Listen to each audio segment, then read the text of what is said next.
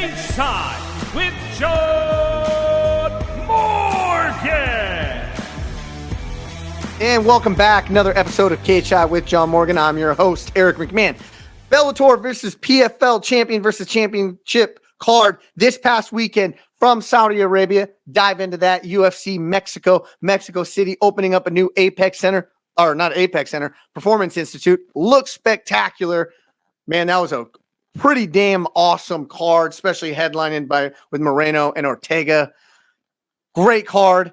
To help break it all down, follow him on Twitter, JohnMorgan_MMA. His name is John Morgan. What up, brother?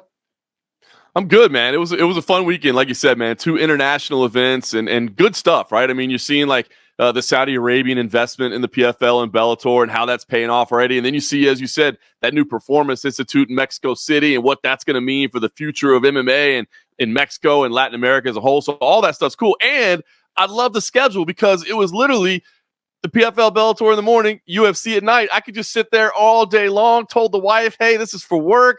You got to leave me alone a little bit. I'm just watching 13 hours of MMA today, and that's what I did. So arrives, just bring it in. yeah. Bring that. It's a little tough for me to get downstairs to answer the door. So if you could bring that up, that'd be great. And maybe, hey, if you're by the refrigerator, you can grab a frosty beverage or two. Bring those up, too, if you don't mind. Actually, just pack it in a cooler. Yeah, that'd be great. Yeah, I don't want to have to ask you to keep coming back and forth. Just put it in a cooler for me. I'm doing this for you, honey. You know what I mean? I don't want to be bothersome to you. So if you could just bring them all at once, that'd be great. And maybe like a little trash can or something where I can put the empties. You know, I'm just suggestions. Yeah, because I don't want you to have to come up and clean it up. Right. I would hate to do that to you. I don't want to do that to you. I love you too much, honey. I don't. Not all heroes wear capes, Mr. Morgan. I try. So if you were gonna say, I didn't know where to start this podcast. So I'm gonna pose a question to you. Who won the day/night? It's interesting because I think a card as a whole overall, the UFC, all right, you had a few better moves there. You had a couple of more entertaining fights. You had some divisions moving around. But at the end of the day, I kind of think it's PFL and Bellator for a single reason, and that is the fact that Renan Ferreira dispatching of Ryan Bader in the way he did now makes a fight for Francis Ngannou that I want to see, and I've got to imagine other people want to see as well. And what have we been saying all along, Eric? We've been saying, hey, that's awesome that you got Francis Ngannou. Fantastic. Great signing. Who are you going to have him fight? Who are we going to want to tune in to see fight? Well, guess what? The 6'7" Brazilian that's starching Ryan Bader in 21 seconds? Yeah, that's a guy I want to see fight Francis Ngannou. So for that reason and that reason alone, and it wasn't the only good performance by a stretch, but that is such a big statement on the day that I'll give it to them. I was going to go with Ortega, who won the entire day and night. But, you're right, because if we look at possibilities, yeah, I think PFL won that, even though I know not as many eyeballs were on it, but it does set up a possibility. And, I don't know if I read this, saw it, dreamt it, but did Ngannou say that matchup it makes it a little enticing for him? Did I see something like that? I don't know. I didn't see that quote. Now, granted, I shifted immediately to UFC duty, so maybe I missed it as I was watching that, and that was kind of the fallout from it. I do know that there was a planned face-off, at least according to Ali Abdelaziz. They were supposed to face off, and it didn't happen. So I don't know what was there. I did see John Jones in attendance, and I saw Francis Ngannou make sure to walk up to John Jones and poke him in the belly a little bit and say he was looking a little big around the midsection as a heavyweight. So I don't know if Francis is trying to maybe set up a little game again and maybe a little bidding after he gets done with his boxing services. I don't know what's going on there, but I do think that Renan Ferreira, the statement that was made there, and you're 100% right, because look, the reality is it was probably not a successful financial pay-per-view, right? It was in the middle of a Saturday afternoon. We know that they're a distant second behind the UFC in terms of viewership, and I don't think this was necessarily like a big needle mover, but it just provided another big highlight. That's 4 straight knockouts for Renan Ferreira. I mean, you can put together a really nice highlight reel package, and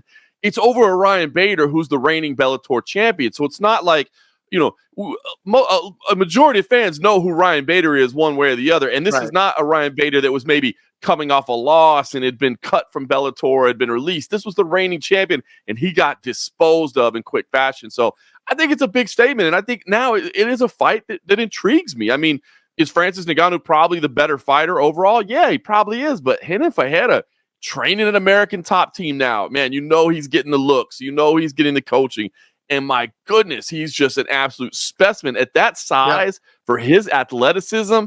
Man, so I'm intrigued by it. And I think that's what I was like, because you're right. The performances at the UFC, which we'll talk about as well, were amazing. Brandon Royval, Brian Ortega, both had big wins. But, man, this is the Francis Ngannou sweepstakes. This was the fight that we were wondering, who is this guy going to fight? And now we know, and I think it's intriguing. I think it's a fight that people are going to want to tune in to see.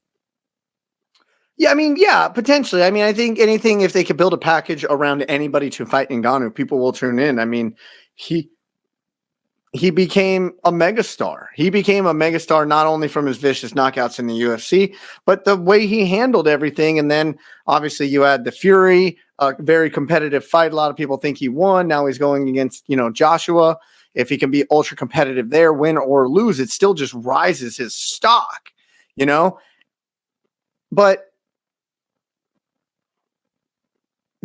I don't know, and this is still, it was all muddied and cloudy when they signed Ngannou about like what that money is really going to be there for him and how much is, because it was really more of, I want equity stake in the company. I want board seats. I want to open this, that, and the other. So if you're going to give up $50 million to take a $5 million fight, like, I don't know how much stock I'm really putting into, Ngannou going back to MMA. I said this after the Fury fight. I said, listen, he just made himself a made man with that performance. So now as a made man, we all know the money is better in boxing. Now he got the Joshua fight. Let's say he wins. If he wins that fight, he ain't going to MMA. I'll tell you that straight up right now, Mr. Morgan. Yeah, listen, what you're saying is a very real possibility, whether win or lose. I mean, if they continue to offer these big bucks, like, why would he leave? As you said, if he's going to make a smaller purse, why would he do that? And I've heard a lot of people say that. I've heard a lot of people say that PFL, probably doesn't even think he's ever going to fight for him, that they're just saying this stuff just because, it gets him mentioned and it gets him headlines, which if that's the case, bravo, not a bad play. You know what I mean? You're getting the headlines. Here's the one caveat I'll throw out there. And again, sometimes maybe I'm a little optimistic about things, but I look at Francis Ngannou and exactly what you said. What he went out there for was not just money, right? He talked about the principles of things and about his options and his opportunities and what he wanted to do. And the PFL has big plans to expand into Africa, right? They want to make a domestic league in Africa, and they really want to help develop the sport in Africa.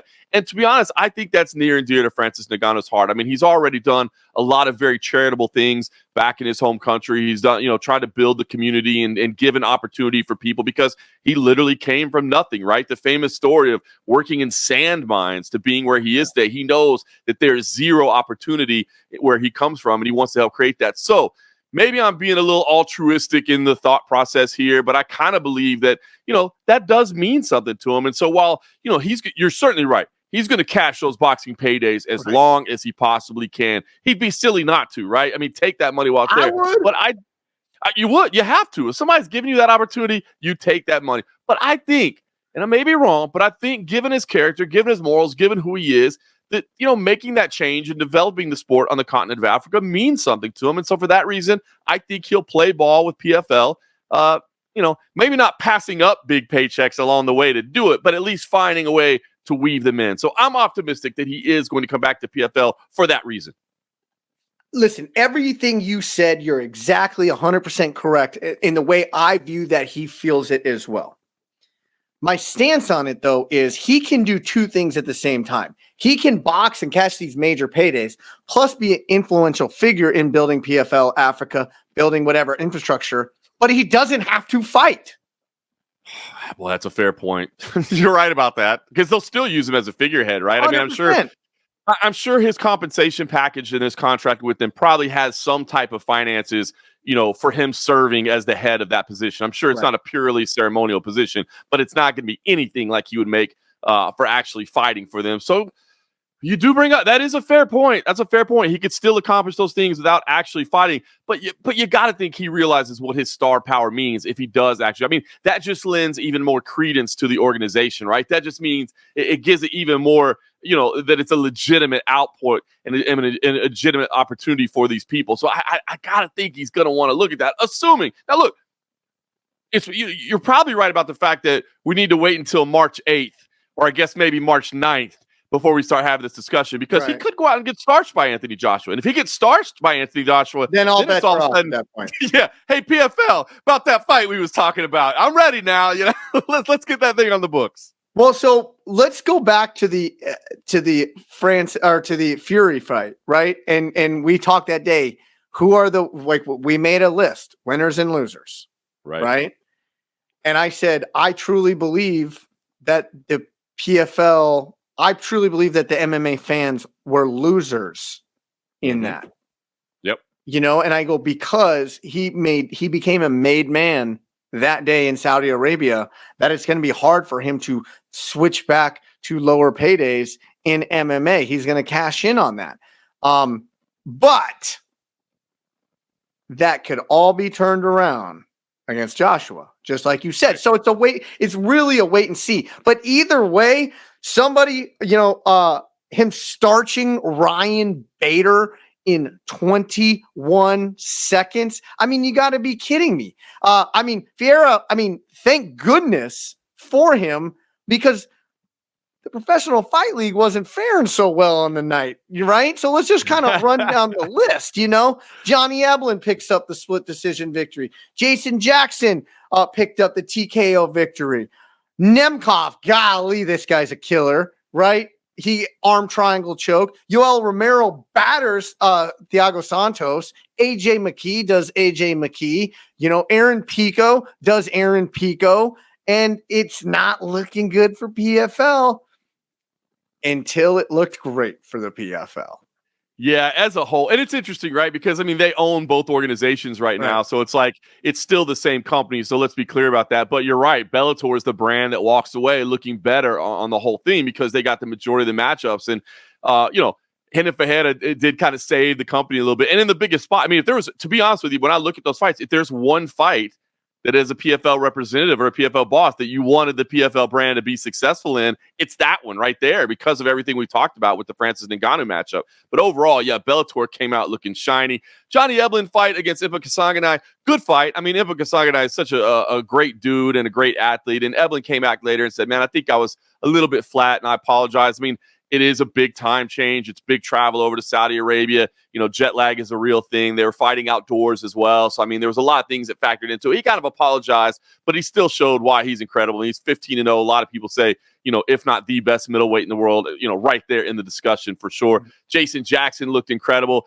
I think on paper, that one looked like a little bit of a matchup. It wasn't the matchup that it was supposed to be. Ray Cooper stepped in as a late replacement. They did the best they could. Ray Cooper can scrap, but Jason Jackson's the real deal. Ray Cooper's still a name, right? He's still a big name. He is, man. But Jason Jackson, I think, probably one of the most underrated guys in the world right now. The dude is really talented. You mentioned it, Vadim Nemkov, a monster. Yoel Romero, Thiago Santos, fun. Then you get down. I think the big statements, and I'm going to be really interested to see what they do with these guys moving forward. But AJ McKee and Aaron Pico both had phenomenal performances. First round finishes. AJ McKee with the quick finish of Clay Collard, who Clay Collard is one of the most fun guys on the PFL roster, and he got handled. And then Aaron Pico got the big finish over Henry Corrales as well. And Aaron Pico, after all those little hurdles and, kind of false starts to his career, man, really looks like he's in stride now. Those two dudes are incredible. And so, they'll go back to the Bellator roster and they'll feature on some of the Bellator events around the world. But those are two stars that you have under your umbrella, for later down the road.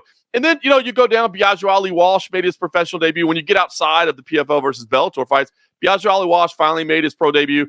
He's not a guy that you need to rush right away, but he is a fun fighter. He's got an entertaining style, and obviously he's got the connection to Muhammad Ali, which they'll always talk about. And he's just a great dude, man. He's a good dude to be around. Clarissa Shields, got into some trouble early, showed that she is kind of picking up on grappling. Maybe not the dominant win that she would have liked, got into some trouble early, but fought out of it.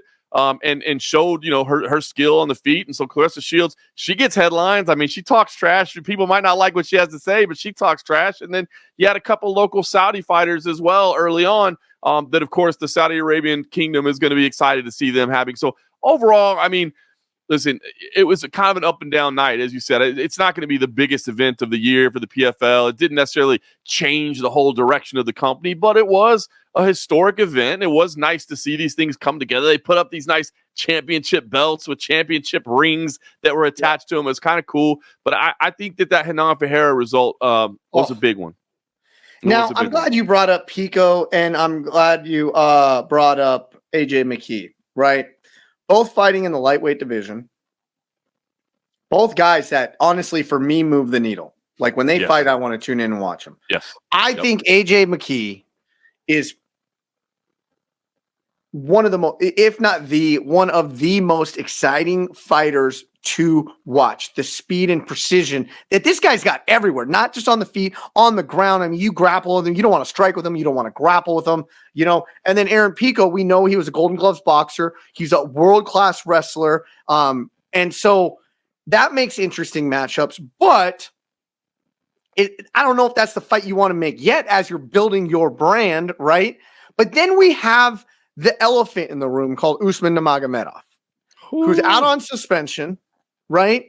Does that suspend? And this is what I don't know, all right? I'm pretty good at, I know what things mean here in the United States with the athletic commissions. And, if, they're typically going to honor one commission suspension, especially if it's coming down from like, a real well-respected commission, say Vegas, New York, things of that nature. Yep, 100%. California, I think that's where Usman got popped, was the California State Athletic Commission. So if they hand that one down, it's by and large, it's going to be honored in every jurisdiction within the United States as well, and in tribal reservations as well. But now with the PFL, Saudi, the European PFL, I don't know what that does with Usman Nurmagomedov. And so that becomes a conundrum of like, what do you do with Aaron Pico and AJ McKee? Do you make a number one contenders fight? Do you do another? I don't know.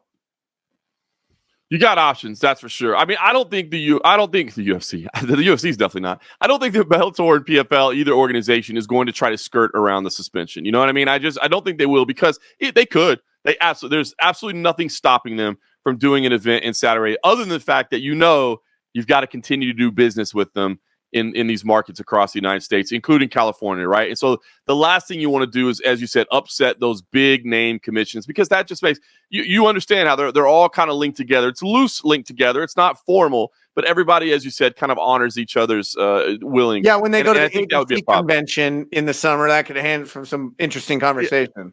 Yeah, they're all kind of together. Those conventions are fun because there's like warring factions even within there. But they still, when it comes to suspensions, they try to help each other out. So I don't think they'll do that. I think they'll honor everything. But it does make you wonder kind of, where those guys shake out and what you do moving forward. I think you have to do McKee against Nurmagomedov at some point, man. He was so dominant at featherweight and now making his way up. How long of a suspension did he have? I know they got suspended. I don't recall the length. Do you? Because I remember, I don't think it's that long. If I remember, it was like 6 months to a year because it was a prescription that they worked out. So I'll try to look that up now to make sure I have it right. But it's not a lengthy one. They didn't even bother stripping him of his belt. Okay. Yeah, 6 months. I just wanted to double check. That was only 6 months. I mean, that's got to be coming up here pretty soon. Yeah, it should be up in May. So I mean, he's okay. Then never mind. Take everything I just said, throw it out the window. I mean, we could create a McKee Aaron Pico fight for the number one contender, because I think Aaron Pico's due. I really do. There's a long way of saying I think Aaron Pico is due for that marquee fight. Oh, 100%. I mean, Aaron Pico got, kind of rushed to the top. There's no question about it. And he had some setbacks early on. He famously lost his professional debut, of course. Then he got things on track, had a couple knockout losses in a row that people wondered, at some point he's 4-3 and they're like, is this guy a bust? But, he hasn't lost since then other than a shoulder injury along the way to Jeremy Kennedy. And the guy just keeps getting better and better. Mentally, he's there. Incredibly, he's still just 27 years old. So, I mean, he's just now entering it. Yeah, he started so young that he's really just entering his athletic prime now, and he's got to be right there. I know that for a while, there was a desire not to kind of rush him too far up. It was kind of a rebuilding process, if you will, letting him get his confidence back underneath. But that's there now. You know what I mean? That's absolutely there now. And look, as far as I know, I mean, this was a lightweight matchup. As far as I know, he can still make it at featherweight as well. So, maybe he doesn't want to commit full time to lightweight yet, but the dude is due some big fights. I mean, I think title shot, which depending on which division it is, we'll see, but you have to. That guy is a building block for PFL moving forward, for Bellator moving forward. I don't know. What I'm kind of interested to see is, we've all said from the beginning, there's no way that these two organizations continue operating separately forever, right? I mean, it just doesn't make sense to have two competing brands. There's some pluses to it in that you can have multiple television contracts, et cetera, but eventually you just want to streamline everything. I'm going to be interested to see if you get guys like McKee and like Pico, who are stars, if they're going to want to enter the PFL format or not. Are they going to want to enter into a season type format? I've got to think that the money they're already making probably makes it so they don't want to. Like the $1 million isn't that intriguing to them that they think I want to fight, 4 times in a year. Maybe I'll just take the pay-per-view super fight model and do that in one-offs. But I'm kind of interested to see how that all works. But for now, they aren't saying that they'll be folded together anytime soon. They say they're going to continue operating separately for at least the time being. Well, that I think will put a bow on our Bellator PFL discussion moving across the pond, as they say. Well, not the pond because it didn't come from Europe. But I mean, one way, yeah, they had to go Europe, across the oceans, right? Listen, I had a great time with the UFC Fight Night, Mexico City. Crowd was electric. They're rumbling in the crowds. No security's breaking it up. If you don't know what I'm talking about, go look on the internet. You'll find it. One dude's freaking laying out everybody. Put him in the cage. Get him training at the Mexico City PI. Credit to Adam Hunter, the comedian who's a big MMA fan who's involved in MMA. Like, he actually tweeted that clip and he was like, the Ultimate Fighter Mexico tryouts were a little wild. I'm like, that's well done, sir. Well done. Like, put that guy on the show. But this is definitely a top-heavy card, at least name value-wise. Yeah. Let's just start at the main event because I think, I truth be told, very disappointed in the main event. I just think Brandon Moreno usually stands in the pocket and he's thrown with everybody. And it was just, it was a great fight. Don't get me wrong, but it was not, I say disappointing because it wasn't what I was expecting to see. We know that Royval, he throws volume and he's in there, and especially if you're not going to take him down, then he poses a problem for anybody. And so I was so excited to see the speed in which Brandon Moreno operates at it within those pockets. And from outside looking in, I just think that 7,000 feet or 8,000 feet altitude really kind of gave Moreno a problem, because as his corner was employing him, combinations, and he was one punching his way throughout the entire night. Yeah, it's a great point. A lot of great things there that you said. And, Brandon Royval talked about that going in, that, right, he actually lives and trains in Denver. So he wasn't as concerned about the altitude as a lot of people might be. And that Mexico City altitude is no joke. It certainly looked that way. It took out Cain Velasquez back in the day. That's how bad that elevation is. Yeah, that's all you need to know right there, because that dude never got tired in his career except for that night in Mexico City. But you're right. I can see what you're saying. I was a little shocked to hear you say that you were disappointed. I enjoyed it, but I think part of it is I'm a big Brandon Royval fan. I love that kid. I just love his style. I love his energy, not only his fighting style, but just who he is as a person, man. I like the guy a lot. And to be honest, being a Royval fan, I thought, yeah, and not that you're not a fan of Brandon Moreno. Who doesn't like Brandon Moreno? Like, a nice dude that plays with Legos but'll whip your ass. I mean, right, that dude's like the best. I mean, if you want a Pokemon partner, he's your guy.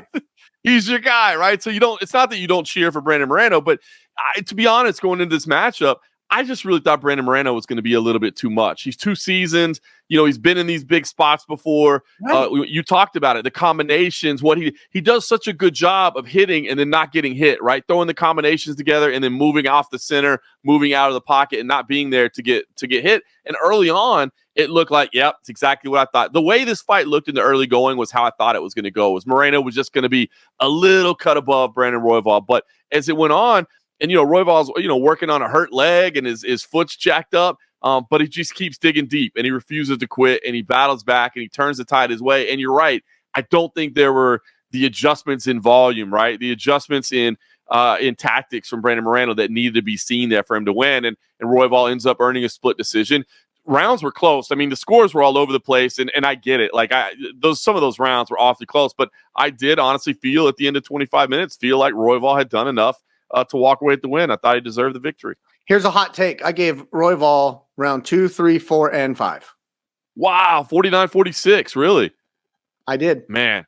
Listen, you can't hit somebody, in my opinion, if one guy literally his volume output is not even double, almost triple yours, while his significant strikes are double yours, but yet you land 2 hard, clean shots of the round that doesn't even move Royval backwards, it doesn't win you the round. Now, I do think that, watching it, I think, there is a lot of commentary bias on things, and everybody's a big fan of Moreno, and they're like, he's going to jump in and he can do this, and he hits it just like, Dominic Cruz. Just what I'm talking about. As long his arms are really long, he can do that.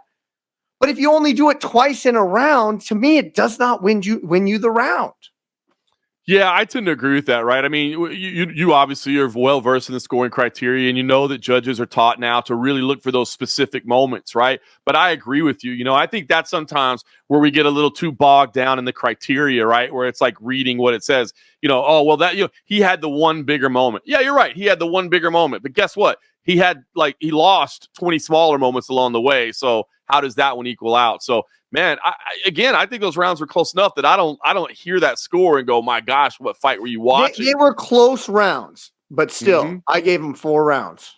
That's awesome. So you had no issue at all with the decision whatsoever. All good. I was a little bit surprised with Junichiro Kamijo, who's a Nevada judge, by the way, who actually I watched. Super cool dude. He's a striker too. He was a Muay Thai guy, and I was shocked by that card.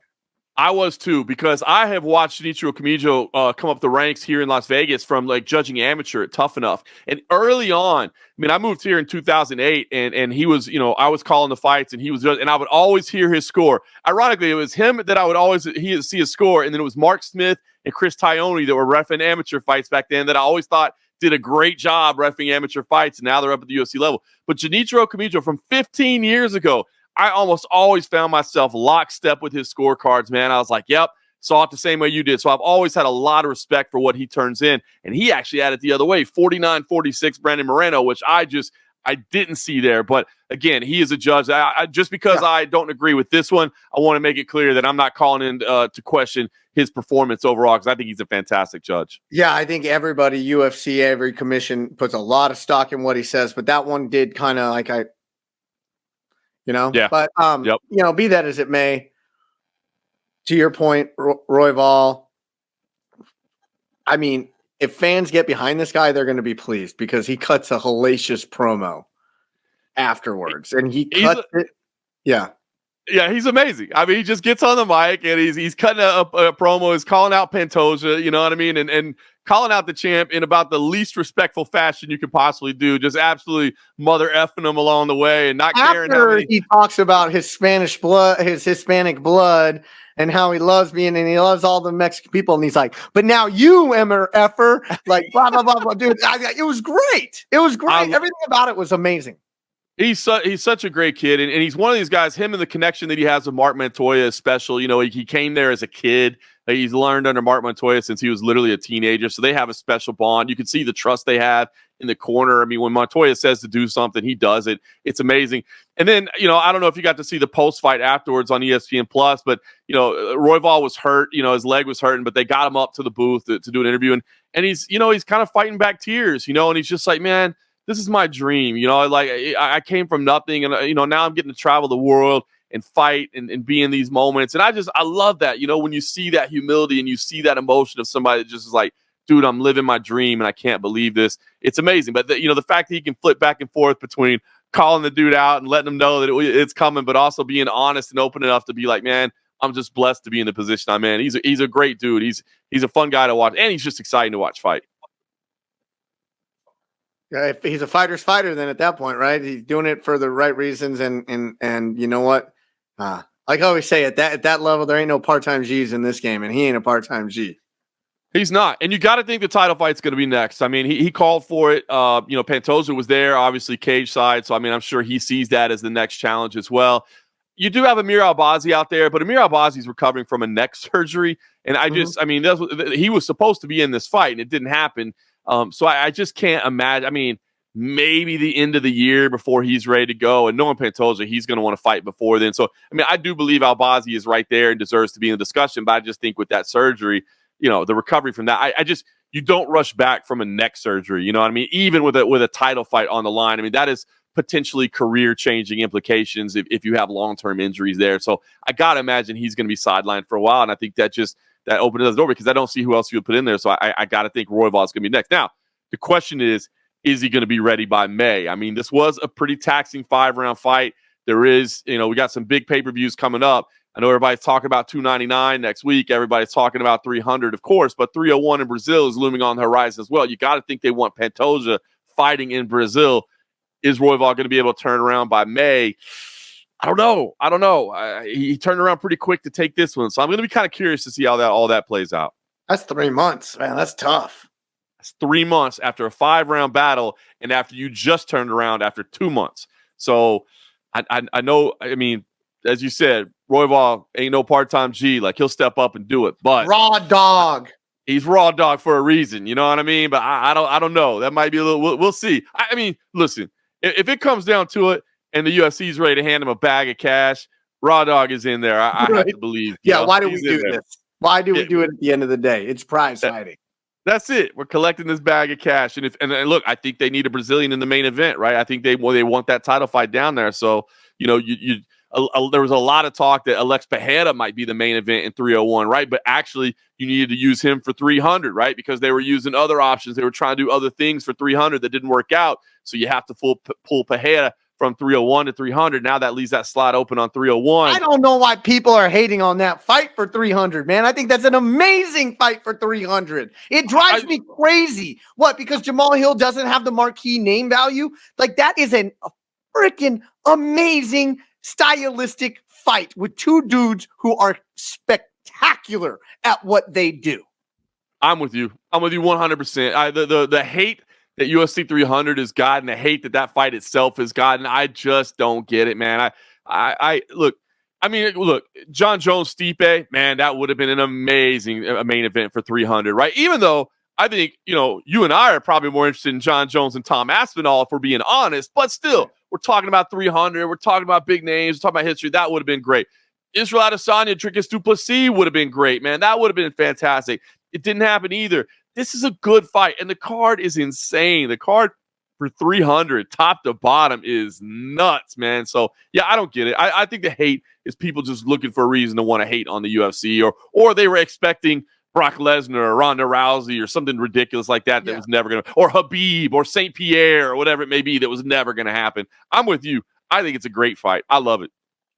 Yeah, I mean, when it got announced, I was like, woo, I didn't know he was back. That's a ruptured Achilles. Jamal Hill's back. I digress. Okay, we got weeks to get into that one. We got weeks. Yeah, we got a couple months before we got to talk that. I do want to go to the co-main event, though, because if you're asking me, like, if there was any one singular fighter who won the night, Brian Ortega closing the show. Well, he didn't close the show, but closing out the fight with a nasty, nasty head and arm against Yair Rodriguez after battling back the adversity that he had to go through, not just in the first round, in the pre-fight. I mean, when he got dropped right out the gates, I was just like, dude, I would have been so looking forward to this fight, and right out the gates, this happens. But, man, you want to talk about a warrior. This guy turns his ankle, warming up in the octagon while his name's getting announced, then goes out there and gets absolutely almost flatlined, taking big shots, perseveres, come through to end the round on top. Amazing. It really was an amazing performance. I mean, and when you talk about, Brian Ortega, the lengthy layoff that he had, right? And a lot of people, man, I see it every week when the new UFC rankings come out, I'm always tweeting about the updated rankings, and I would see it every week. People just trashing Ortega. Why is he still ranked at featherweight? Why is he still there? It's been a long time away, and he's just sitting on his position, and technically he's got 2 losses, and, the adversity he'd been through. People talking about his personal life. Let's be honest, talking about, his relationship, because he was with another UFC fighter, so it was high profile, and talking about that, just all these negative things around him. And then you think about the fact that he rolls his ankle jumping up and down in the introductions. I mean, that's a mental test. I mean, you get it. Yeah. You're out there competing. I mean, I know you don't necessarily MMA at this point, but you're doing jiu-jitsu. You've done it in the past. You understand it's such a mental focus, right? I mean, everything can adjust, and it can affect you, and it can impact you. So to try to put that aside, and he admitted he struggled to put it aside, and that's why he got tagged early on.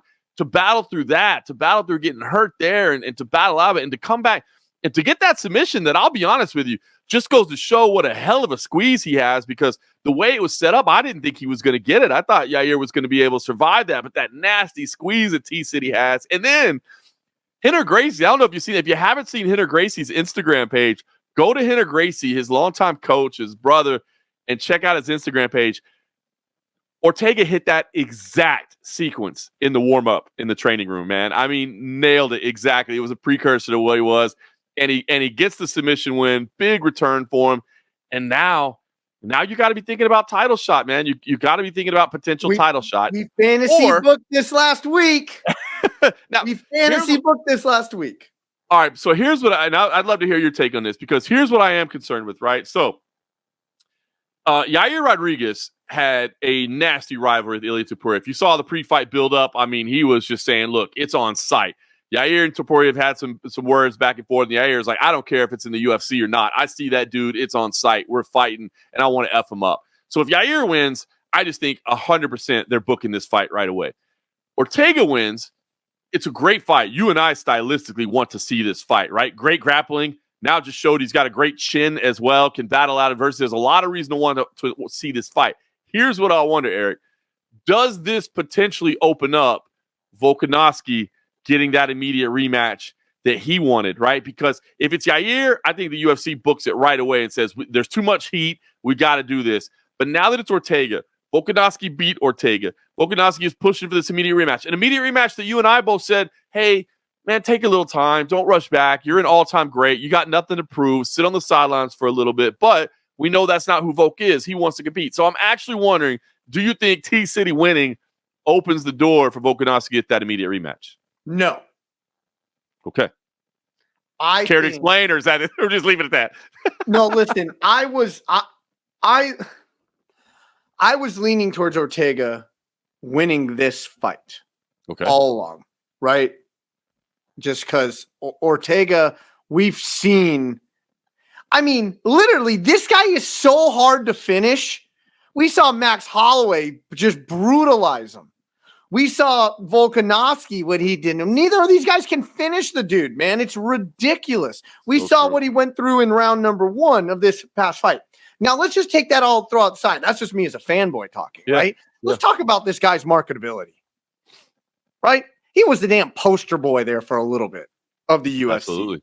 Modella, the whole 9 yards, okay? And Brian Ortega, to me, just seems like one of the most likable guys you could ever meet. He's cool as shit. He's just cool. Yeah. I don't care. I don't know him. He's just cool, right? Yep. He has these long, great hair, and then he shows up for a weigh-in and he shaves his damn head, and he still looks cool. And then now he's back to the long hair again, right? He's got it. Cool, right? On top of that, he's got that, like what he said in before, he's got that Mexican blood. He don't get finished, right? And so he can speak the Spanish. Mm-hmm. Going over to Spain. I think everybody will jump when the UFC rolls this guy out, like they did years ago, kind of making him the poster boy. I think this fight is going to be it poses significant problems for Ilia Topuria. The length poses a lot of problems. The durability poses a lot of problems in the grappling, I don't care how good anybody is. There's everybody good, and then there's Brian Ortega good. Yep, I agree. I love it. Yes, I think Brian Ortega is the guy you give the shot to. I love it. I love what you're saying because I agree wholeheartedly with you, man. I like the stylistic matchup. I want to say, too, what a class. I've never seen anybody make this move. What a classy move to tell Mark Goddard, don't raise my hand when they announce it. Like, I don't need that. You know what I mean? Like, I just have so much respect for my opponent. I don't need to show that I'm the dominant winner here. I don't care about that. Everybody saw what happened. You know, that's enough. I don't need to pose over him. He's just a classy dude. And as you said, he's cool. And I agree.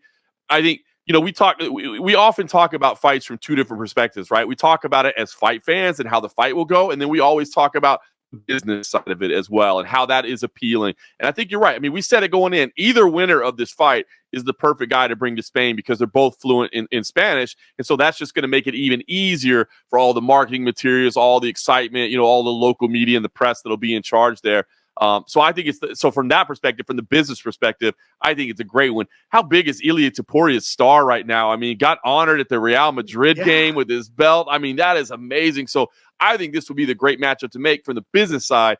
And then now we talk about it as well. Let's talk about it from the fight stylistic side because everything you said is true. I mean, this dude seems that, I mean, we're both very high on Ilia Topuria, right? We are both very believing in his skills, a deserving champion, undefeated for a reason. He is that guy.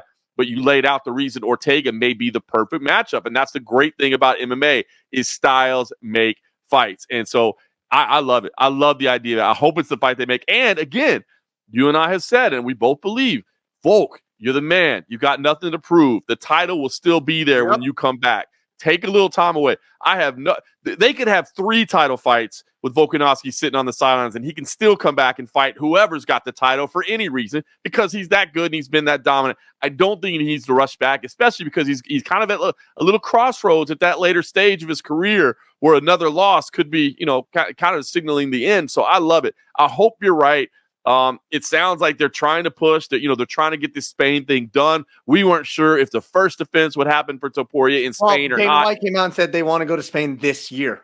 That's it. So it sounds like they're angling for that. They're pushing for that. And I'd love to see it happen. And I hope it's T-City on the other end of that, man. What a fantastic matchup that would be. You know, I got to think that, I mean, gosh, if it's in Spain, it's got to be a fight like that has to be at a pay-per-view, right? So they got to be talking about doing a pay-per-view over there, I would imagine. I think I'll book my plane tickets to that one, man. I want to be there for that. That'll be a hell of a fight. I hope it comes to fruition. You just think about, I'm thinking about the countdown show now, right? For that fight. You got Ilia Topuria sitting there, all cartel, like Kingpin-esque, drinking his glass that of wine. Kingpin energy, drinking his glass of wine at dinner, smelling it. And then you got Brian Ortega riding his skateboard with his surfboard underneath his arm going to the beach. Like, you want to talk about polar opposites, like, and that's what I'm just saying, like, when they pushed Ortega, dude, he became a star. Modella's giving him, he's getting sponsorships at the Yin Yang because people just want to like him. Yeah. And then when you back it up of what you did in the cage on Saturday night, overcoming what you did just that night alone, not talking about the previous 3 years. Good Lord, you can push this guy to the moon and back, and people are going to love him. Oh, they're going to latch onto him for sure, man. And now, man, he seems to have matured even a little bit more. Maybe, you know, things came to him a little early in his career, and he just seems to have taken it to another level. I love it. Like you said, he's marketable. And listen, again, we're all factoring in how it factors out for Alexander Volkanovski. It's perfect, right? Because if he sits and waits for that fight to happen, whichever fight, whoever comes out of that the winner, it's a rematch for him. And there's intriguing storylines either way, right? Because if it's Ilia Topuria who wins in that fight, great. The guy that beat me, the guy that took my title, maybe I didn't take him serious enough. Maybe I didn't respect the skills. I've seen what a great champion he is, and I'm going to fight him again, and I want to get my belt back to prove I am. But if it's Ortega that wins, okay, Ortega, you know, yes, I beat him before, but damn, if that dude didn't scare me, he almost had me. You know, they'll show that clip of the guillotine choke and the legs kicking, and he was almost out. And now Ortega has come back, and he's leveled up, and now he's a champion. And so I beat him before, but can I still beat him? Or has Ortega gone to such a level that, you know, he's beyond me? I mean, they're great fights either way. They're great storylines, and they're great stylistic fights because we've seen them both already. So I think you're right, man. If we're sitting in that matchmaker meeting on Tuesdays at the UFC headquarters, that'd be the pitch that I would make is, look, man, let's capitalize on this fight now, knowing that Volkanovski, Alexander the Great, still has a great matchup either way if he sits back and waits for the winner of this one. And then maybe that one's is in Australia. You know, normally they like to go to Australia like the start of the year. Maybe that one's down under, and we get one more big Volkanovski fight down under at the start of 2025. So I think it lays out perfect just like that. I was going when I was watching the pre-fight for the Ortega fight, and they showed that sequence of what he did against Volkanovski.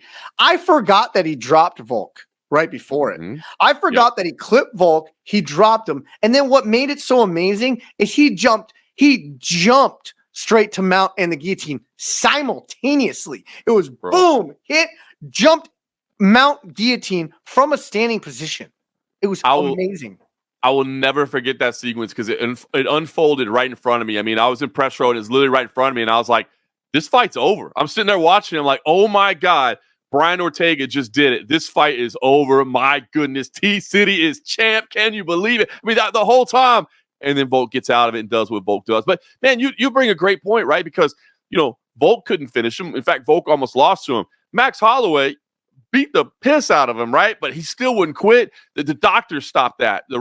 He would have gone out there and continued to fight. That dude is a warrior, man. He does not give up. And, look, Topuria is going to clip you. You get in there, Topuria is probably going to catch you at some point along the way. I don't know that you can go in there and assume I'm going to have a flawless performance against Ilia Topuria and he'll just never touch me. He's going to. So you got to be able to be willing to withstand that in the battle back from him. He's shown that ability.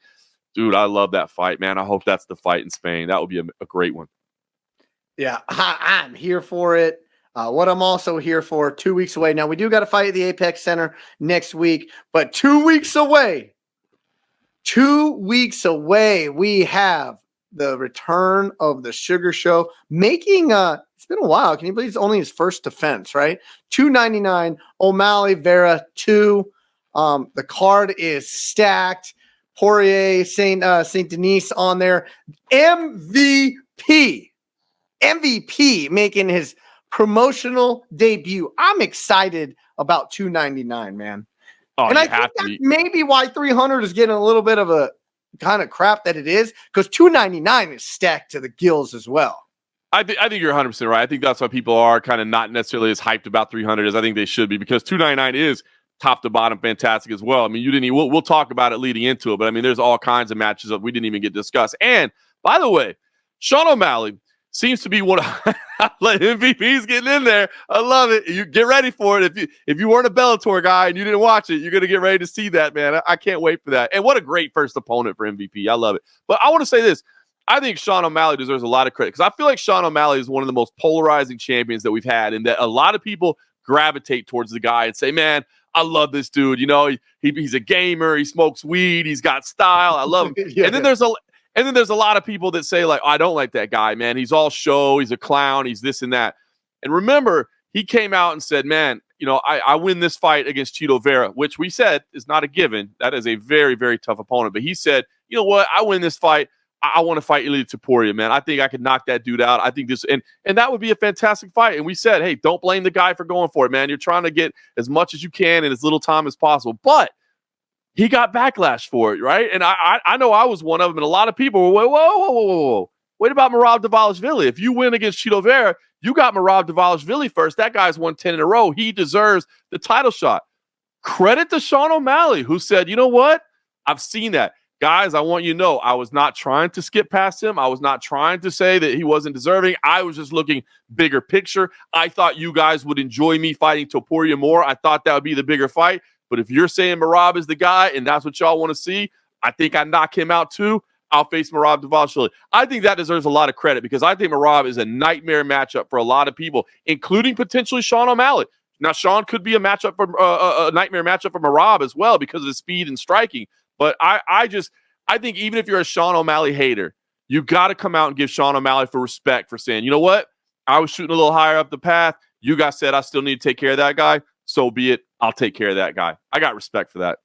I got respect for Merab wearing the poncho, Cageside, Mexico City. That's what I got some respect for.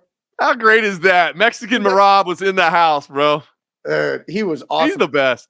I want to go back. He really is, man. I want to go back. I actually saw this last week. Henry Cejudo, Olympic gold medalist, folk style wrestling, gets taken down 5. Yeah. I don't know if you've heard. I don't know if he told you that. He's a little humble, right? I think he had 5 takedowns. He took down Triple C 5 times. Wow. He didn't take down Aldo once. Amazing, Jose Aldo right? fended off every takedown in Marav. That's incredible, man. Aldo's such a monster, man. That dude in his prime. I mean, the nasty leg kicks that he had, obviously that's what everybody knows him for, but you're right. The takedown defense was amazing. The way I used to joke about it, I felt like he was floating, man. The way he would just push down, go to a single and just push down on the head and balance against the guy. His takedown defense was incredible. And you're right. To put it like that, an Olympic gold medalist, 5 takedowns, but you couldn't take down the striker even once in Jose Aldo. What a phenomenal champion Aldo was, man. Aldo got a lot of heat from a lot of people for that fight, and now that doesn't age well in a lot of people's opinion. Yeah, unbelievable, man. That's incredible. And man, dude, oh, man, I'm just getting chills, man. When he got inducted in the Hall of Fame, man, and came out to his walkout music, you know what I mean? The emotions were there, and he was kind of doing it like – that is a legend, man. Jose Aldo is a true legend, a man of the people, man. The fans in Brazil will tell you like just how great he was. Never tried to, raise himself above anybody. He was always just a man of the people and a good dude, man. And I mean, I got the honor of, following him from the WEC days. And dude, I'll never forget Jose Aldo when he was headlining WEC. And I was talking to him about, being in Las Vegas and seeing his name on the marquee outside the Palms. And he got choked up. He was like, man, and that was before I'd ever been to Brazil and kind of understood like where he came from. And man, he came from incredibly humble beginnings and one of the all-time greats, man. Man, this was a fun episode. PFL, Bellator, Saudi Arabia, provided a lot of interesting scenarios down the line. Anxious to see what happened at UFC Mexico City. I'm going to say a star was reborn in many ways was reborn with Brian Ortega. Royval, in my opinion, set himself up as the clear-cut number 1 contender for Pantoja, right? Mm-hmm. And then, we got the looming 299. Then we got the looming 300. It's a great time to be a fan of mixed martial arts. With that being said, what do you got this weekend? Are you going to be in the Apex Center? Yeah, I'll be in the Apex. So for anybody who wants to watch this, it's a smaller card. There's no question about it, but it's an early card as well, which I like those. If it's not going to be, star-studded and big headliners. I mean, it's Jairzinho Rosenstruck, so a familiar guy there. A new face in Shamil Gaziev, who looks like he has the potential to be a future champion. So an intriguing main event. It's either going to be a big knockout from Jairzinho or it's going to be Shamil, proving that he is the next guy to pay attention to in that division. But it should be some fun matchups. What I love about it, man, the prelims start at 10 a.m. here in Las Vegas. So 1 a.m. on the East Coast. And then the main card is 1 p.m. and 4 p.m. So it's an early afternoon. So, if you're a big MMA fan, I know it's tough. It's, to give up your Saturday nights every weekend. Here, you can still get your fights in. You can watch a whole card in the afternoon, and you can still go have some Saturday evening plans as well. So, why is it? I was confused. Why is it so early? Is there a venue conflict there? So what I believe is, so this was the card that was originally supposed to be in Saudi Arabia, right? This was supposed to be the Saudi Arabian debut for the UFC. They ended up changing it. Now they ended up changing a lot of the athletes, so it's not necessarily like it's just for Saudi Arabia. But I think they were already looking at kind of that early time slot, so they probably had some broadcast partners that were already kind of planning on that one. So I think that's why they kept the early schedule for this one. So. So I'm looking for. I like the early starts. Like I said, this is my life, and it is every Saturday night. So when I can do a Saturday morning, Saturday afternoon, like I look 10 a.m. start here in Vegas. I could just get to wake up, have a cup of coffee, and drive 15 minutes down the Apex and start watching some scraps. Like, let's go, baby, let's go. What about you? What do you got going this weekend? Are you going to tussle with any more black belts out there, or what's I did make my black belt debut this past weekend. I beat There's always next time. Hey, look, I I don't know many people, unless you're like BJ Penn or something, that just show up for their first black belt competition, be like, you know what, that was way easier than I thought, man. I just absolutely tore through these black belts. I mean, some of these guys have been competing for quite a while at this level, and while I know you've been competing for a long time and training for a long time, the black belts, it's that next level. There's levels to this game, and I found out. And I was a really good purple belt. I was a really good, won Pan Ams at purple, won Pan Ams at brown. I won Worlds at blue, right? So I've won the biggest tournament at every level. And then, my first match, there's levels to this game. And black belts, I'm competing at the elite of the division. And I told you before we started recording, I go to slap and bump, and I happen to look at his belt. There's 5 stripes on it, which means he has been a black belt 3 years longer than I have been training.